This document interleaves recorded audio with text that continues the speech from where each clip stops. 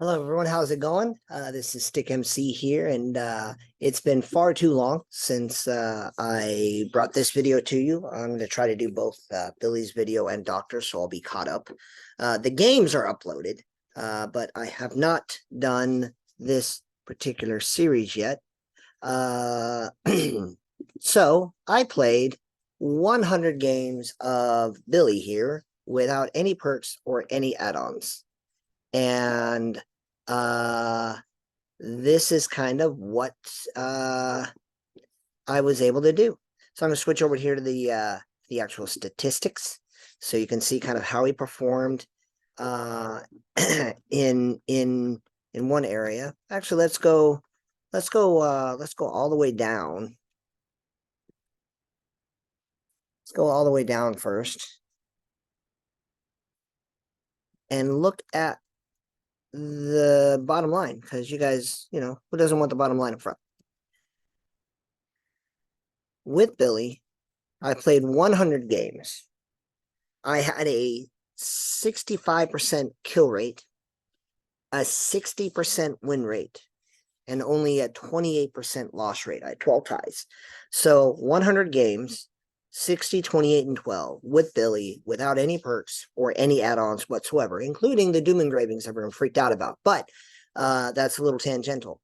At the end of the day, I played 100 games, and this is how Billy performed in those 100 games. For those of you who do not follow me, first, I humbly ask that you consider subscribing and keeping an eye on the various things that I do. I'm actually a Survivor main, so I want that bias to be clear. And it is a bias. I just want that to be open. And when I play these series, it all started with Trapper. I played 100 games with Trapper. I won 57 games with him. Then I played with Wraith. I won 56 games with him. And Billy here was my third trial. I'll talk about Doctor in Doctor's video, which I hope to shoot today. But I played all those games. And it all started with the assertion that you can't win a killer. Of course, the next argument that people throw at me sometimes is, well, your MMR must be low. You're not playing the top tier guys. One, I don't get to pick my opponents, so I can't control that. I can't do that. Two, I have now, as I'm speaking, I have done 4 of these, and I've won at least 55 games on every single one of them. So, and my kill rate has been at least 56% on every single one of them. So how low can my MMR be when my kill rate is among the highest in each character? Although I will say with Doctor I struggled a little bit more, but this is just me trying to give it whatever context I can. You can think whatever you want. You can say, well, hey, you didn't do well against this, you didn't do well against that, but at the end of the day, I killed, plenty. I won 60 games with Billy. That is true. 6-0. And for any other people who are like, well, this or well, that, hey, give it a shot. You try it. Play 100 games without perks and add-ons and see how well you do. And then we will be able to compare data to data. So in the interest of that, because what I'm trying to provide is contextual data across Dead by Daylight. I wish Dead by Daylight tracked the stats that I'm tracking. I wish Dead by Daylight released those stats on a regular monthly at minimum basis. So in 100 games, I had 707 hooks, which isn't a lot. If you play 100 games, you can have up to 12 hooks per game. So 707 out of 1,200 hooks. So I had 59%, if you round up to the nearest percent, I had 59% of the possible hooks. I wonder if that holds true. This is the first time I thought about doing that in one of these videos. But when you are 60% kill rate, 60% win rate, 60% of your possible number of hooks, So even though I camp and tunnel, and I absolutely do, more on that in a minute, even though I camp and tunnel, I'm still working. So why do I camp and tunnel? The main reason I camp and tunnel is because I'm trying to demonstrate the nuclear options that killers have. Without perch, without add-ons, whenever things get tough, I can always 3-gen camp and tunnel.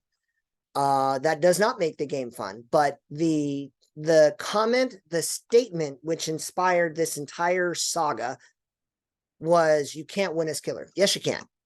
Now, if someone said you can't win and play fair, I'd be like, no, you can't. But who plays fair in order to win? Like, everyone does whatever they can to assure victory. They do it in war, they do it in sports, they do it in contests, and in war, war is a debatably moral topic. But you bring it down to sports, like if it's within the confines of the rules, and even then, I'm a football fan, American football fan. Corners will hold and tug and push, and until the ref throws a flag, they're gonna keep going. They're gonna do whatever they're allowed to get away with because they're trying to beat their opponent. So I don't operate under the premise of I'm trying to have a fun, good time for everyone, because I don't think people who play this game are trying to make it fun for everyone.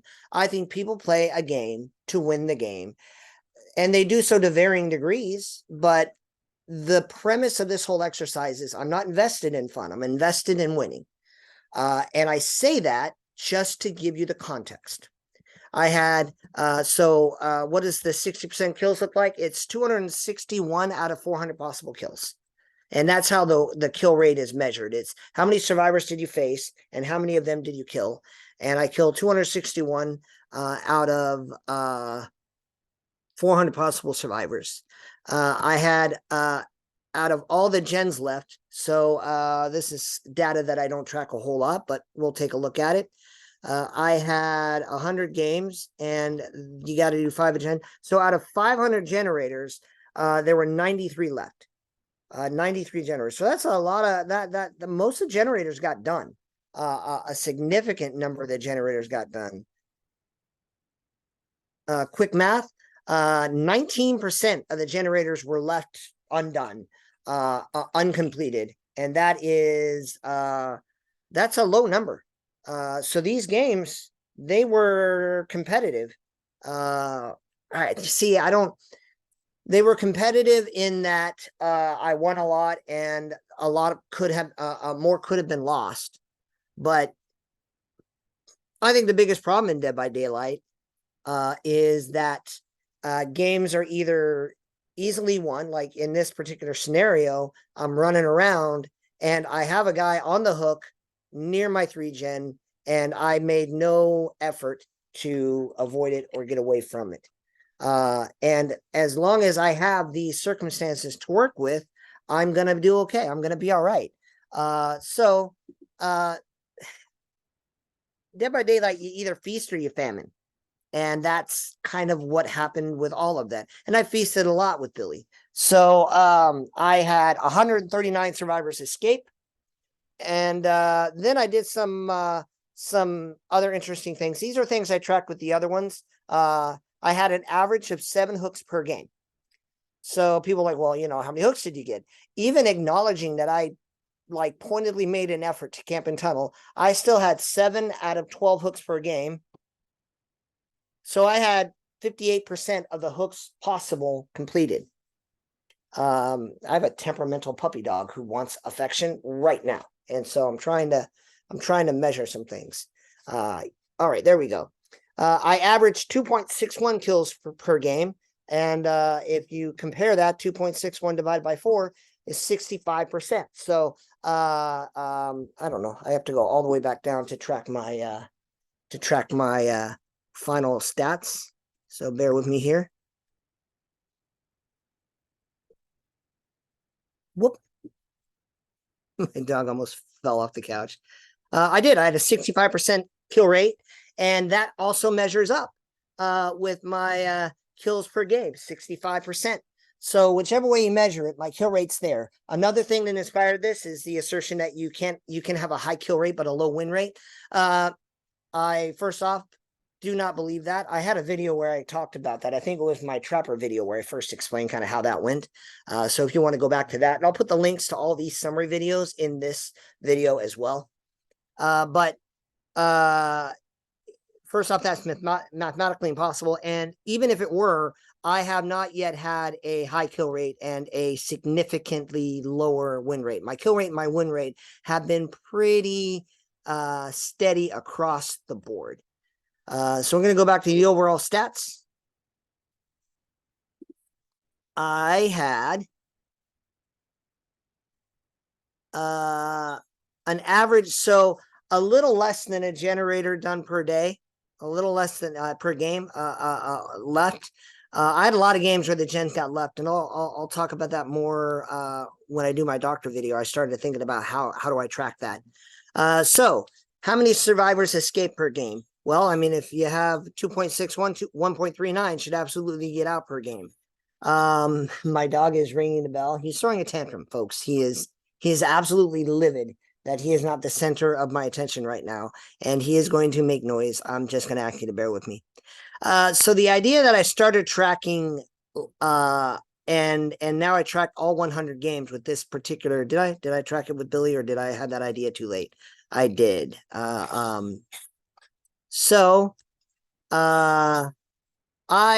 It took me about 3 seconds to get my first hit. And so what I did is I measured from the time I saw this survivor to the time I hooked the survivor. That is when I say my chase time, I am measuring from when I found them to when I hooked them. And I only measure chases that ended in hooks. So if I lost a chase, I don't know. Maybe I'll think of one with Myers. My next challenge is going to be with Myers.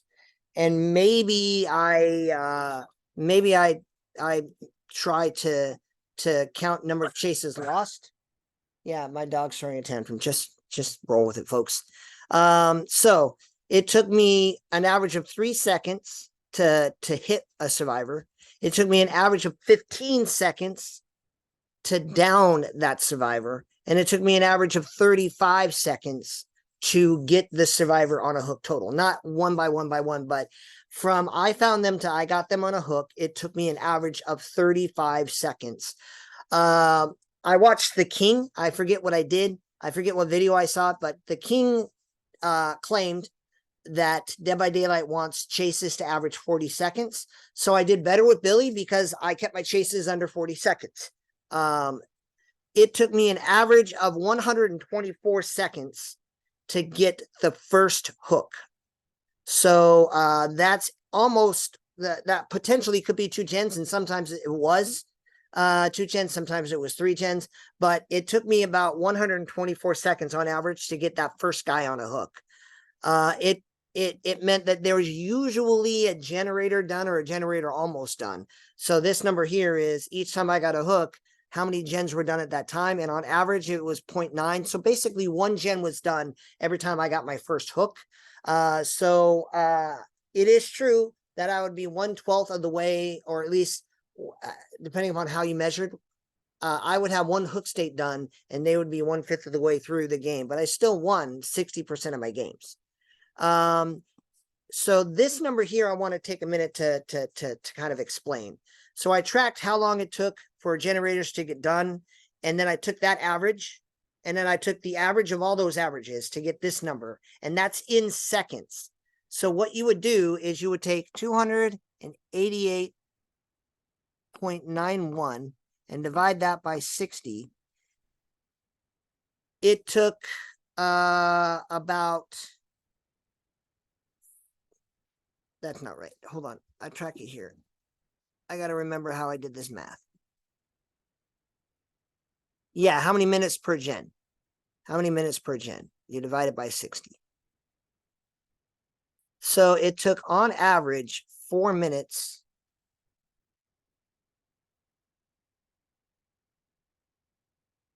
It took on average, divided by 5.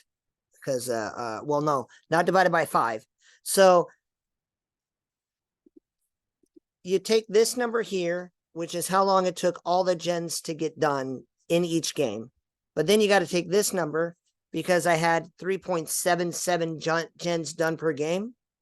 And that gives me, it took about 1 minute and 27 seconds. So about 90 seconds for every gen to get done. Now, some games the gens flew, some games it took forever. If I could get a game to go 10 minutes, I probably won that game. So the way, again, you get that data is this is an average of the total time it took for all the gens in each game to get done. And this is the number of generators that I had on average done per game. So again, they're about 1.23 gens left per game. That's a little contrary to this data, but why that is this is an average of gens done, and this is an average of, this is based on all the games, just how many gens were left per game, and this is based on the gens that were actually completed in each game, and that's why there's a discrepancy there. But when you take that number and divide it by 60, you get a total time per generator, and then you have the number of generators done per game to see, and the math bears out. This number is interesting to me because this is how long did it take all 5 generators to get done when all 5 generators were done. So if you take 574.52 and you divide that by 60, the games where all 5 gens were done took an average of 9.57. Now here again, we're going to kind of go through some debate. So I'm going to bring Billy up here so you can see kind of how different games go. This is still game 1. And as you can see, this game took quite a long time. Again, 3 gen camp tunnel. Those games go long. But you win 60% of the time. And they were trying to get that last gen done. 4 gens got done in this game before things got really, really out of hand. So I had games like this where I was able to lock down a 3 gen. The game went longer. I got more hooks. I got my win. And then I had games where you see this one, that was 11 minutes. That was a warm-up game, so I was kind of clowning around on that. But my point is I had games that were much shorter. If I come around here, let me see if I can find an example here. That one's about on average. That was a really long game. Let's go near the bottom because actually the 70s. So something interesting happened with this particular series. I knew up front, I really believed up front that I was going to have I was going to hit 60 with Billy. I just felt good about it. But what I also knew was that Billy has a lot, he has map pressure because of his chainsaw dash. He has great camping ability because of his chainsaw. So I really knew I could do that. So I had games just like game 70 where I had 500 seconds to get all the gens done. Now all the gens got done and I still didn't get any kills in game 70. But then I come over here and all the gens got done in 282 seconds. So that game was just a butt whooping. All the gens were done in less than 5 minutes. So it happens. But this is something that I want killer mains to hear and consider. And it's okay if you're a killer main. I acknowledge I'm a survivor main because I want you to know my biases up front. But I don't hate killer mains, and I don't want killer mains to hate me. I just want this data to progress an idea. The claim is that games like this happen all the time. And I disagree. Games like that don't happen all the time. Games like game 69 happen, and they suck when they happen. So if I'm going to come over here, I'm going to go to game 69. We're going to bring this up, and we're going to watch this absolute butt kicking. That whole game, the whole video takes 11 minutes. But as you can see here, the game hasn't even started yet. I'm going to move up here. Here we go. I'm off and running. So games like this, it feels like this is your life on Dead by Daylight because you lose, and it sucks when you lose, and it's terrible when all the gens get done and the survivors walk out of the game laughing. But even in this game where all 5 gens were done in less than 5 minutes, this wasn't a loss. I had 2 kills. It feels like a loss. It feels like a butt kicking, but it can't be. I literally tied this game. And so here, I did this. I remember this game. This person was AFK, and they still frog stomped me. They had boil over. They had I call it the "you can't hook me" build, where they have boil over, saboteur, breakout, that kind of stuff. And when you have 4 survivors who run that build, it's just terrible. It's awful. I hate it. So if you're a survivor and you have 4 friends, run that build. It's going to do wonderful things for your life. But you got to acknowledge that games like this are not common. The reality, the truth is, games like this are every bit as common, where they only get 1 gen done and you get 4 hooks and 4 kills. So games like this, and this is the Dead by Daylight parody. In game 72 right here, I had all the fun. 4 hooks, 4 kills, everyone was miserable. It sucked for the survivors. And I have games like this. 5 gens done in less than 5 minutes, and everyone's laughing and having a good time. The survivors are at my expense. A game like this forces you to play the game, and you're playing it at the expense of your opponent. My point is, if you just track your stats, what you're going to do is you're going to see that games like that are way, see, I got a kill. Here's one. I got 4 hooks. Nope, I got 4 kills, 11 hooks. 2 hooks, 1 kill. So you're going to get a guy, 8 hooks, 4 kills. But here in the 70s with Billy, 70 to 80, I ran into this weird thing because I got to the point where I had to win the last 10 games straight or so in order to get to 60. I did. And that was a lot of fun. 8 hooks, 1 kill. So games where I didn't get any kills at all, they weren't very common with Billy. Now, again, here, hopefully today, I'm going to shoot the game for Doctor, and you'll see Doctor was a different story. But Billy, here we go. Game 88. I had 2 hooks, no kills. The gens were done. The gens were done in literally 4 minutes. And I got nothing. I don't even know if I got, what game was that again? 88. So I go over here to game 88, and we'll bring that one up. And if you are in a game like this, see, I'm circling like what I'm looking at. I knew going into this match, I knew going into the lobby that I was in for some pain. I knew that I was not going to enjoy life. And I think I even had an opportunity in this one, if I remember right, where I got a guy hooked in the basement, and I still couldn't, like, they were just better than me. You're playing a game, and sometimes your opponent is just better than you. Now, you might want to claim, well, I want to be rewarded for my skill. I hear that sometimes. I think that if I'm the better player, I should win. I see the better player will win, because the better player is the one who uses everything he has to assure victory. Again, you take it all the way to the top level, which is war, combat.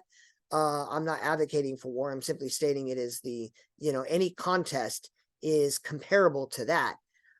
And you go all the way down to a professional sports and into a game. Skill is when you use what you have to your advantage. And if you win, you are the better person that game. And if you lose, you did something wrong. That's hard for some people to hear. Maybe you were in an unfavorable situation. Maybe the map was bad, and maybe the survivors had better perks. But whatever happened, first off, I'm working with no perks and no add-ons. You can see that right here. There's nothing there. So I've already handicapped myself. I'm not picking the maps. They pick this map in this particular game. So I'm playing at the most disadvantage, because again, the argument was, hey, you can't win.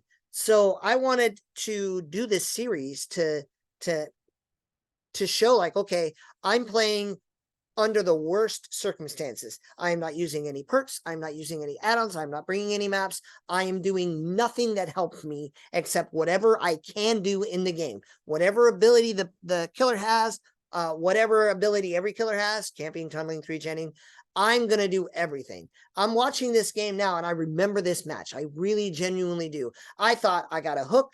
I got a 3-gen. I got a basement. This should be a tie at worst. And here I am. I'm like, I got this. Now I knew there was a back way into it, but you see here how you got a guy pressuring my 3-gen and he's drawing my attention. This is what survivors need to do. He is forcing me to choose between my 3-gen and my camp. And this 3-gen isn't tight enough for me to be able to do both. Now, RBD, yeah, RBD, I got something to work with. There's the unhook that happens. And so again, I had to tunnel. This guy took advantage of his situation, did a good juke. I didn't hit my chainsaw. I should have, but that's what happens. Now, this game is a bad game. It was terrible. I was angry. I was frustrated, and that happens.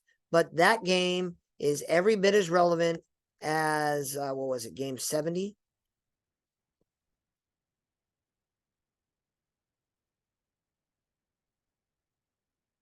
Game 70 was a rough one too. But somewhere in here, I had 4 hooks and 4 kills, 10 hooks, 4 kills. These games, this was a 1-gen game.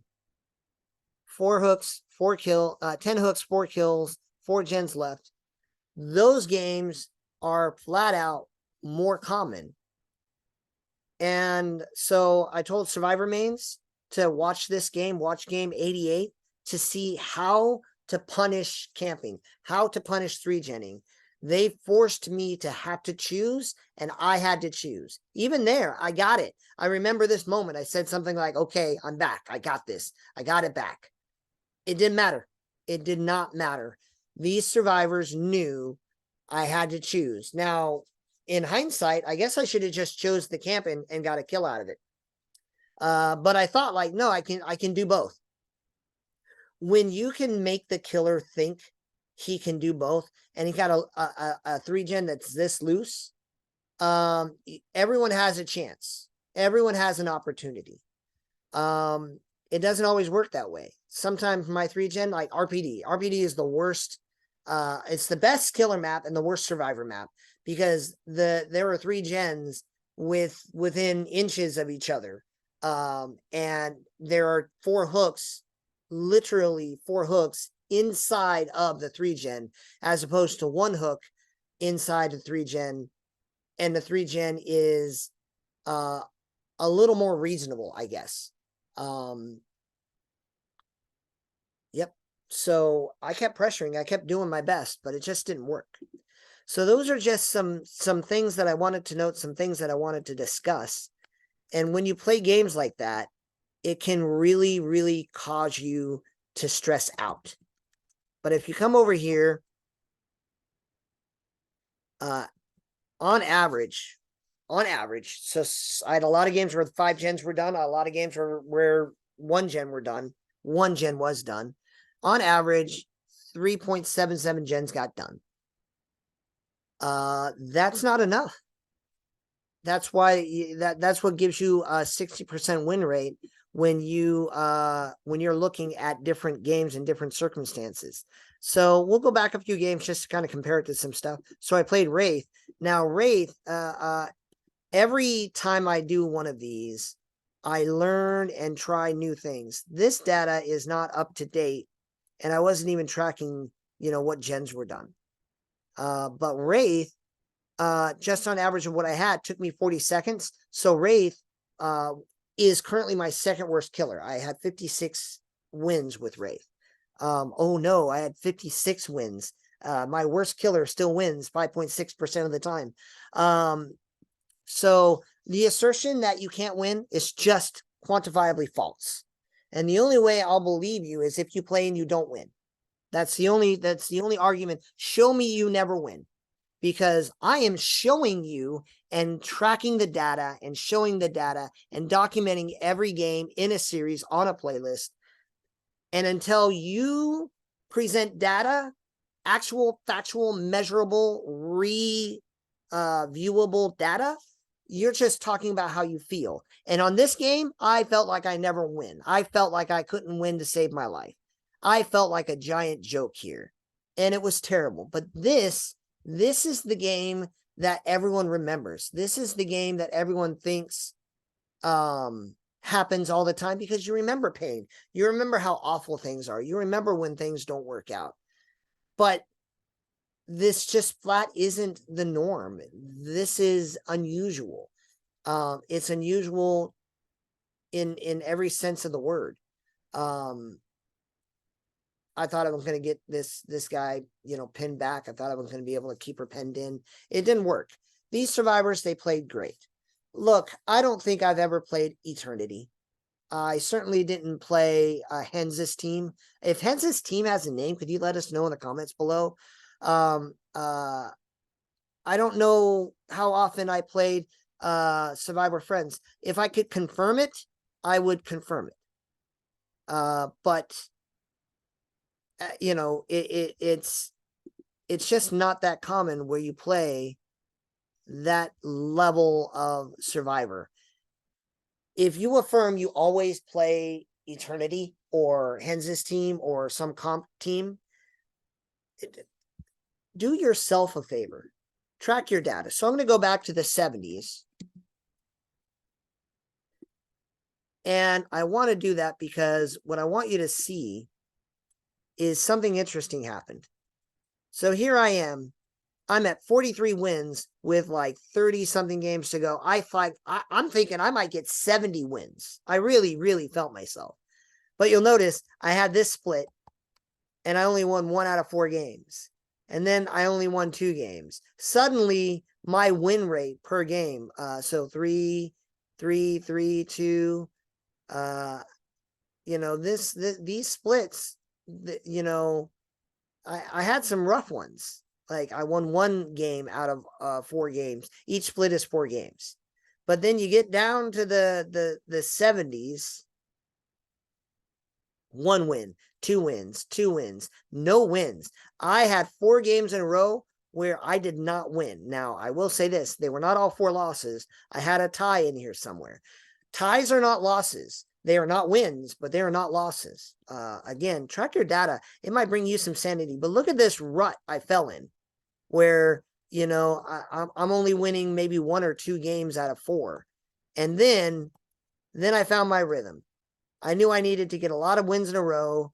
I think right here, I knew I needed, 49, like 11 wins in a row. And then you'll see what happened here.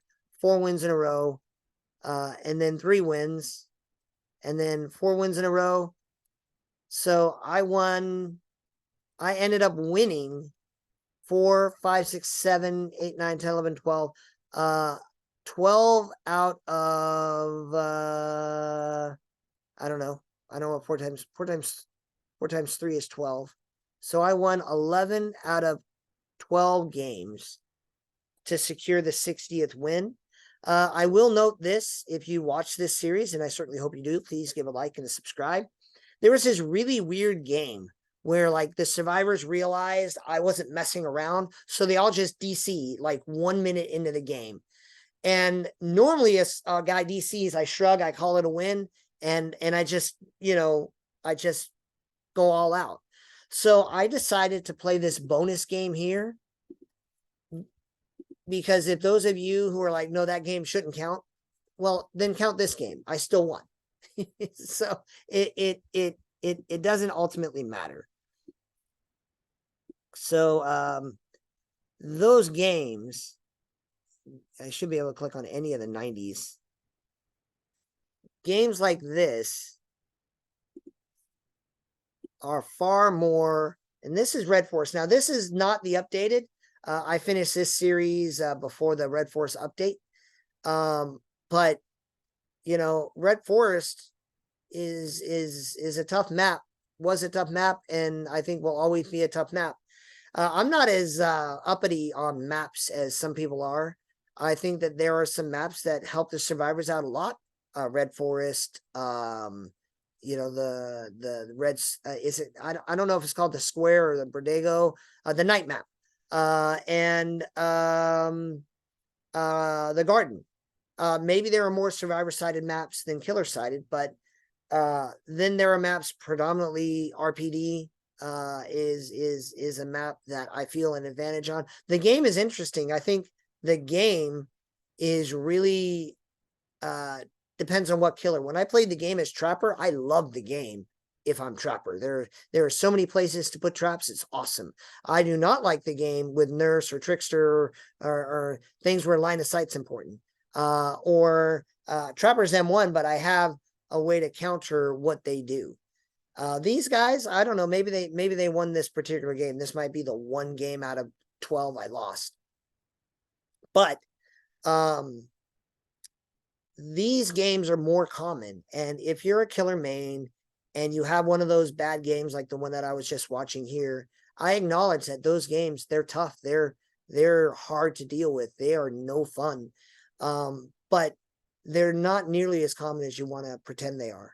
So I'm going to close with this part. These are my survivor. This is my survivor record. And with my survivor record, maybe I'll do this. I'll position this so that I can gotta artistically hide some personal data. Not that names are a huge you know, you're not going to do a whole lot with a name. I certainly don't want you to see my my player cloud ID. There we go. Let me look here. Yeah. So now I can do this again. Bring that up. Here we go. This is for patch 6. Basically, it's year 6 into year 7. I played 1,800 games. I lose 37% of the time. And I do it whether I play with a 4-man or when I'm just playing solo queue. I don't separate it. I'm just some guy keeping data because I think that people should keep data. I wish for a day where Dead by Daylight shows you your escape rate, your kill rate, your hook rate. I wish Dead by Daylight took my stats and ran them. They're talking about doing player cards. Wouldn't it be awesome if your player card had like number of generators done per game or number of, average chase time?